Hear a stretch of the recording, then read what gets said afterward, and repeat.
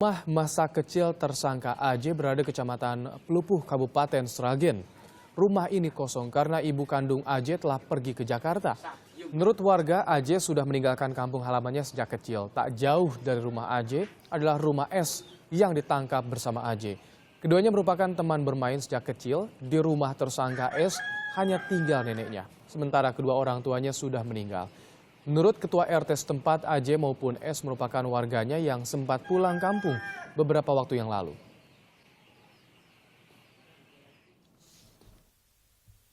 Puluhan polisi bersenjata lengkap memenuhi sekitar rumah korban penyanderaan Asep Sulaiman di Jalan Bukit Indah 9 nomor 17, Pondok Indah, Jakarta Selatan pada Sabtu kemarin. Pengepungan oleh polisi berakhir dengan ditangkapnya kedua pelaku penyanderaan. Dua pelaku yang datang membawa senjata api melakukan aksi perampokan di rumah mantan petinggi Exxon Mobil Indonesia ini. Kedua pelaku mengancam dan menodong 4 orang di dalam rumah. Aksi mereka berakhir setelah dikepung oleh polisi hingga mereka menyerahkan diri. Jadi tersangka sempat menangis di hadapan pemilik rumah dan mereka membuat suatu skenario seolah-olah mereka berkeluarga, hanya hubungan persaudaraan. Ada membuat pernyataan yang ditandatangani oleh pemilik rumah, istri, anak, dan tersangka yang bersangkutan. Ya karena mungkin panik, karena kita sudah mengepung, sudah ada kekhawatiran, nah akhirnya mereka berbuat kesepakatan semacam tidak terjadi apa-apa. Itulah. Dengan kekerasan, Pak? Ya, pencurian dengan kekerasan. Niatnya di situ niatnya, tapi mungkin karena dikembalikan kembali barang-barangnya kan lebih percobaan. Tapi dia sudah melakukan perbuatan itu tidak terjadi karena kehadiran pihak kepolisian.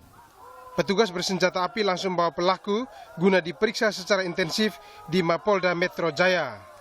Dalam pemeriksaan, keduanya mengaku tidak mengenal korban. Namun polisi meyakini kedua pelaku mempersiapkan aksinya dengan matang. Pelaku pertama adalah Adi John Suyadi, warga Sragen, Jawa Tengah.